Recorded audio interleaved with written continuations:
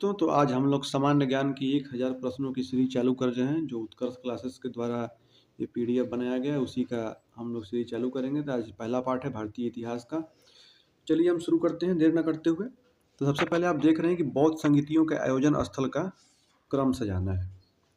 यहाँ पे देखिए, अब इसमें ऑप्शन ए में देख रहे हैं राजगीर, वैशाली, कुंडल वन, पाटलिपुत्र। ऑप्शन बी भी देख रहे हैं पाटलिपुत्र, कुंडल वन, वैशाली, राजगिरी।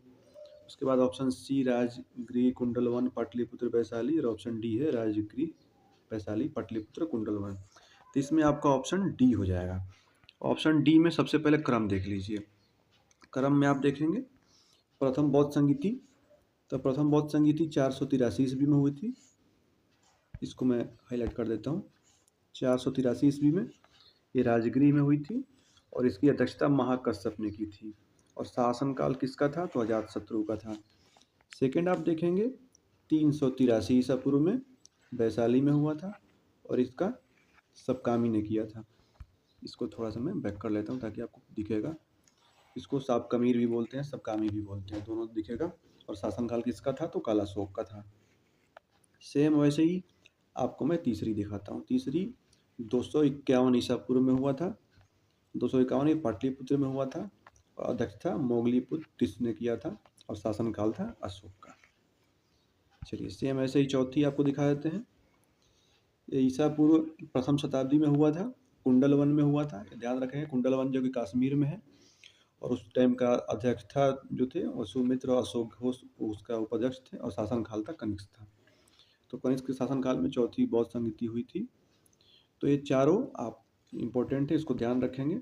पहला आप देख लीजिए 483, दूसरा 383, तीसरा 251 ईसा पूर्व और चौथा प्रथम शताब्दी। एक क्रम पूछता है प्रथम से लेके चारों का। और उसके बाद आप लोग अध्यक्ष था याद रखिएगा, कौन कौन अध्यक्ष थे, उसके शासक कौन थे, इसको आप ध्यान रखेंगे। चलिए अब नेक्स्ट के चलते हैं। नेक्स्ट है कि निम्नलिखित में से अशोक के द्विभाषी अभिलेख थे। अशोक के द्विभाषा में अभिलेख कौन कौन से थे ये आप देख रहे हैं। इसका ऑप्शन डी है सर ए कूना कंधार। अब इसमें देखिए सर ए कूना कंधार अभिलेख अरामाइक एवं ग्रीक द्विभाषी अभिलेख था, जबकि गुर्जरा, मास्की ब्राह्मण, शाहबाजगढ़ी और मनसेरा खरोष्ठी, तक्षशिला, लग्मान अरामाइक लिपि में थे। तो आप लिपि इसका देख लीजिए। सबसे पहले मैं थोड़ा सा हाईलाइट कर देता हूँ सर ए कूना एक कंधार अभिलेख में। उसके बाद फिर देखिए इसको थोड़ा सा मैं एरो कर देता हूँ ताकि आपको क्लियर दिखे। अरामाइक एवं ग्रीक द्विभाषी अभिलेख था, जबकि गुर्जरा व मास्की ब्राह्मणी भाषी था। शाहबाजगढ़ी मनसेरा ये खरोष्ठी लिपि में था। उसके बाद तक्षशिला एवं लग्मान जो था वो अरामाइक लिपि में था। चलिए अब आगे बढ़ते हैं। नेक्स्ट क्वेश्चन आप देख रहे हैं, दिल्ली सल्तनत में लाख वक्त किसको कहा जाता था? इसका ऑप्शन आप चार ऑप्शन देख रहे हैं। पहला है अलाउद्दीन खिलजी, दूसरा है मोहम्मद बिन तुगलक, तीसरा है कुतुबुद्दीन ऐबक और चौथा है सिकंदर लोधी। तो इसमें देखिए इसका ऑप्शन जो है वो कुतुबुद्दीन ऐबक हो जाएगा। अब इसका मैं एक्सप्लेन कर देता हूँ। दिल्ली सल्तनत में गुलाम वंश का शासक कुतुबुद्दीन ऐबक को लाख बख्श कहा जाता था, क्योंकि ये लाखों में दान दिया करता था। और मोहम्मद बिन तुगलक के काल में अफ्रीकी यात्री इब्न बतूता भारत आया था। तो उसी ने देखिए यहाँ पे लिखा है कि अलाउद्दीन खिलजी ने बाजार नियंत्रण प्रणाली की शुरुआत की और सिकंदर लोधी ने आगरा शहर की स्थापना की। तो चारों ऑप्शन का एक्सप्लेनेशन हो गया। चलिए आगे बढ़ते हैं। आपको मैं जूम कर देता हूँ ताकि क्लियर दिखेगा। चौथा देख रहे हैं, यदि एक गुलाम को पालकी में बैठा दूं तो मेरे आदेश पर मेरे सभी कंधों पर बैठा कर ले जाएंगे, सरदार उन्हें कंधे पर बैठा कर ले जाएंगे। यानी इसको मैं फिर से एक्सप्लेन कर देता हूँ। यदि मैं अपने गुलाम को पालकी में बैठा दूं तो मेरे आदेश पर मेरे सभी सरदार उन्हें कंधों पर बैठा कर ले जाएंगे। ये कथन किसका है? इसमें चार ऑप्शन देख रहे हैं, तो इसका ऑप्शन हो जाएगा सिकंदर लोधी। तो कथन में देखिए पहला है दिल्ली सल्तनत के शासन सिकंदर लोधी थे, इनके बारे में। और बलबन ने रक्त एवं लौ की नीति अपनाई थी। और तीसरा खिजर खान ने सैद वंश की स्थापना की थी। ये तीनों इंपॉर्टेंट है, ये रिमार्क याद कर लीजिए क्योंकि इससे भी क्वेश्चन आ सकता है। चलिए अब हम आगे बढ़ते हैं। गांधी जी के आंदोलन के नीचे दिए गए वर्षों को सम्मिलित कीजिए। देखिए इसका मैं ऑप्शन देते रहा हूँ, आप देख लीजिए यहाँ पे। ये ऑप्शन देख लीजिए। सबसे पहले चंपारण सत्याग्रह, खेड़ा सत्याग्रह, सविनय अवज्ञा और भारत छोड़ो। अब इसका क्रम देखिए। मैं आपको चंपारण सत्याग्रह आपको ध्यान होगा 1917 में हुआ था। खेड़ा सत्याग्रह 1918 में हुआ था। तो पहले ए का 3, बी का 4, ए का 3, बी का 4, ऑप्शन सी ऑप्शन डी में है। सी का 2 देखिए, सविनय अवज्ञा 1930 में हुआ था। ये सी का 2 तो ऑप्शन सी में है, तो इसका ऑप्शन सी हो जाएगा। अब इसका आप एक्सप्लेनेशन भी देख सकते हैं। मैं इसको थोड़ा सा ऊपर कर देता हूँ। देखिए, राष्ट्रीय स्वतंत्रता आंदोलन में गांधी जी के आंदोलन का क्रम: चंपारण 1917, खेड़ा 1918, सविनय अवज्ञा 1930 और भारत छोड़ो आंदोलन 1942। चलिए नेक्स्ट हम देखते हैं, भारत में मुस्लिम राज का संस्थापक किसको माना जाता है? मुस्लिम राज्य का संस्थापक, तो यहाँ पे ऑप्शन देख रहे हैं, महमूद गजनी, मोहम्मद गौरी, इल्तुतमिश और जहीरुद्दीन बाबर। तो इसका ऑप्शन हो जाएगा बी, मोहम्मद गौरी। भारत में मुस्लिम राज्य का संस्थापक मोहम्मद गौरी को माना जाता है। यहाँ ध्यान रखेंगे, इसने 1175 से 1206 ईस्वी तक भारत में कई आक्रमण किए तब दिल्ली में मुस्लिम शासन की आधारशिला रखी। उसके बाद देखिए, जहीरुद्दीन बाबर 1526 से 1530 को भारत का मुगल वंश का संस्थापक माना जाता है। ये आप ध्यान रखेंगे, जहीरुद्दीन बाबर और गौरी को। तो मुस्लिम राज का संस्थापक था वो मोहम्मद गौरी हो जाएगा, और मुगल वंश का संस्थापक बाबर हो जाएगा। चलिए अब ऊपर की तरफ बढ़ते हैं। सैंधव सभ्यता की जनसंख्या मिश्रित प्रजाति की थी, निम्नलिखित में से इसमें कौन शामिल नहीं था? अब देखिए, ऑप्शन ए है अल्पाइन, भूमध्य सागरीय, मंगोलायड और नेग्रिटो। तो इसका ऑप्शन डी हो जाएगा, नेग्रिटो नहीं था। अब देखिए, नेग्रिटो पुषाण काल के मानव की प्रमुख प्रजाति थी, जबकि सैंधव सभ्यता की प्रजातियां जो है अल्पाइन है, भूमध्य सागरीय है, मंगोलायड है और ऑस्ट्रेलॉयड है। तो इसमें आपका ऑप्शन डी जो है वो नहीं है। चलिए आगे की तरफ बढ़ते हैं। 8वां क्वेश्चन देखते हैं, निम्नलिखित सैंधव स्थल में घोड़े की अस्थियों के अवशेष कहाँ मिले थे?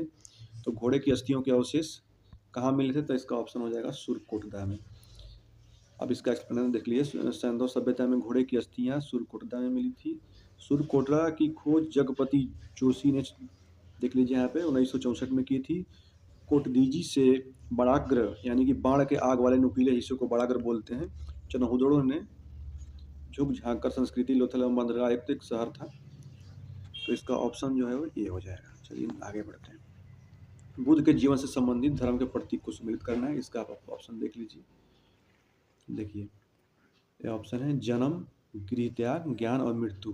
तो जन्म का संबंध कमल से था, तो इसका ऑप्शन देखिए किसमें है, जन्म का संबंध कमल से। यहाँ देख लीजिए, इसको मैं एरो कर देता हूँ ताकि आपको समझ में आएगा। जन्म का संबंध कमल से। गृह त्याग का संबंध था घोड़े से। उसके बाद आप ज्ञान का संबंध पीपल से, यानी बोधि वृक्ष, बोध गया वाला, और मृत्यु का संबंध स्तूप से। तो इसका ऑप्शन आप देख रहे हैं, ऑप्शन सी आपको दिखने को मिल जाएगा। चलिए आगे बढ़ते हैं। आगे देखिए, 10वां क्वेश्चन है कि निम्नलिखित कथनों पर विचार कीजिए। जैन धर्म अहिंसा पर, तप एवं अहिंसा पर बल दिया गया है। जैन धर्म का महत्वपूर्ण ग्रंथ कल्पसूत्र संस्कृत में लिखा गया है। इसका ऑप्शन क्या है? तो इसका आप ऑप्शन देख लीजिए, 1 और 2 दोनों है। जैन धर्म में तप यानी शरीर के कष्ट देकर सल्लेखा पद्धति से प्राण त्यागना एवं अहिंसा अर्थात हत्या न करना बल दिया गया। इसमें कृषि एवं युद्ध में भाग लेने पर प्रतिबंध किया गया है। जैन धर्म का महत्वपूर्ण ग्रंथ कल्पसूत्र संस्कृत में लिखा गया है। अभी एक हाल ही के एग्जाम में बिहार दरोगा में भी पूछा गया था, कल्पसूत्र किस भाषा में लिखा गया था? संस्कृत में लिखा गया था। तो इसको आप ध्यान रखेंगे। तो इसका ऑप्शन जो है वो सी हो जाएगा। चलिए अब हम लोग आगे बढ़ते हैं। गुप्त वंश के किस शासक ने सर्वप्रथम महाराजा धीराज की उपाधि ग्रहण की थी? तो गुप्त वंश के शासक जिन्होंने महाराजा धीराज की उपाधि ग्रहण की थी, ये थे चंद्रगुप्त प्रथम। अब देखिए, गुप्त शासक चंद्रगुप्त प्रथम ने महाराजा धीराज की उपाधि ग्रहण की थी। श्री गुप्त इसके संस्थापक थे गुप्त वंश के। और दूसरा याद करिएगा, समुद्रगुप्त को भारत का नेपोलियन कहा जाता है, ये बहुत बार पूछते हैं। और चंद्रगुप्त द्वितीय जो थे वो विक्रमादित्य की उपाधि धारण किए थे। ये बात आप ध्यान रखेंगे, भी क्वेश्चन पूछता है। चलिए नेक्स्ट, सती प्रथा का सर्वप्रथम कलांकित स्मारक किस स्थान पर मिला? तो ये तो आप जानते होंगे, सती प्रथा का सर्वप्रथम कलांकित स्मारक येरण में मिलता है। और भानुगुप्त में अभिलेख 1510 ईस्वी में सामंत गोपराज का उल्लेख मिलता है, जो हुणों के युद्ध में मारा गया था। तो चलिए आगे बढ़ते हैं क्वेश्चन नंबर 13 की तरफ। यह उत्कर्ष क्लासेस के द्वारा टॉप 1000 की PDF पढ़ाई जा रही है। इसका डिटेल एक्सप्लेनेशन आप देख रहे हैं। तो चलिए नेक्स्ट क्वेश्चन देखते हैं, 13वां।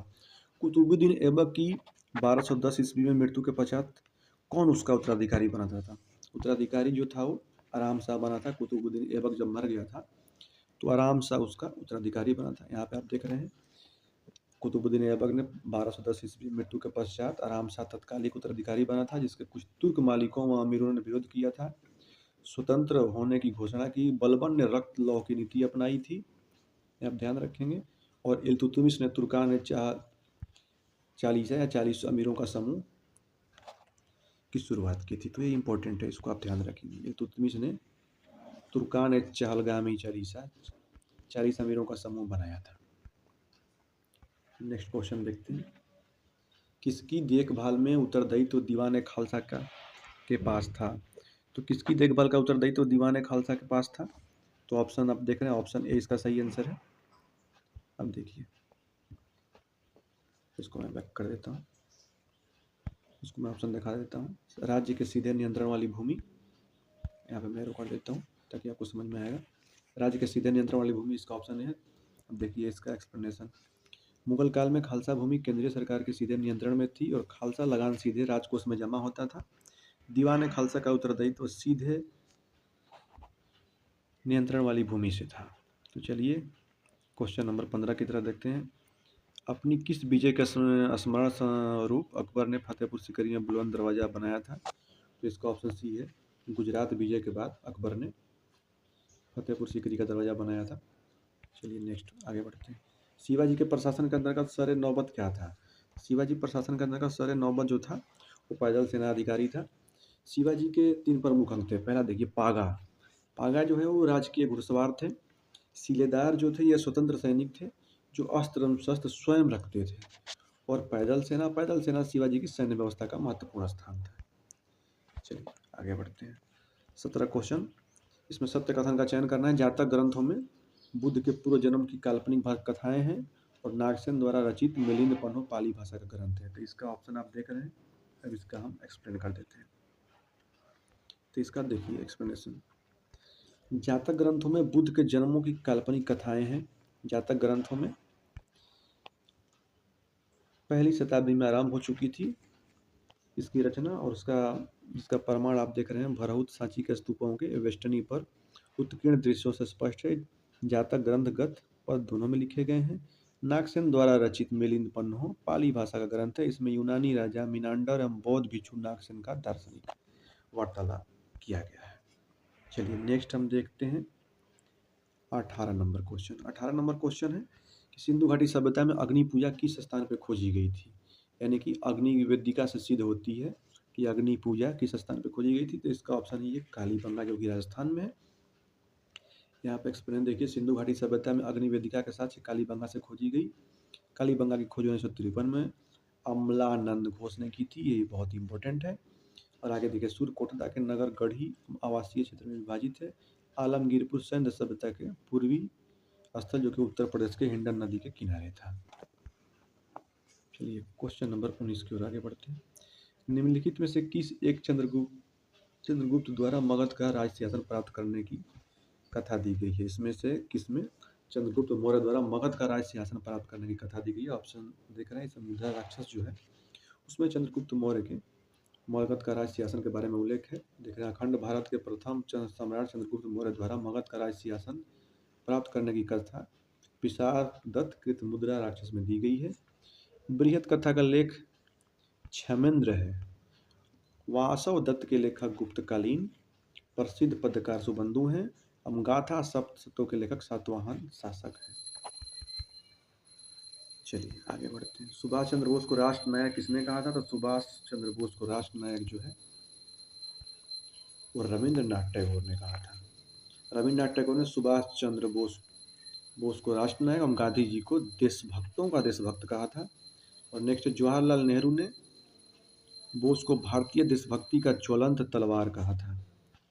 तो उसके बाद आगे देखिए। सुभाष चंद्र बोस काबुल से ओरलैंडो मसोटा नामक इटालियन नामक पासपोर्ट लेकर रूस गए थे। उन्होंने मलेशिया में आह्वान करते हुए कहा था तुम मुझे खून दो मैं तुम्हें आज़ादी दूंगा। तो नारा भी पूछ देता है कि तुम मुझे खून दो मैं तुम्हें आज़ादी दूंगा, किसने दिया था? तो सुभाष चंद्र बोस ने दिया था। तो ये टॉप 20 क्वेश्चन था। नेक्स्ट सीरीज चल जाएगी पार्ट 2 इसका। तो अगर ये अच्छा लगा हो तो आप चैनल को सब्सक्राइब कर सकते हैं। चलिए मिलते हैं नेक्स्ट वीडियो में।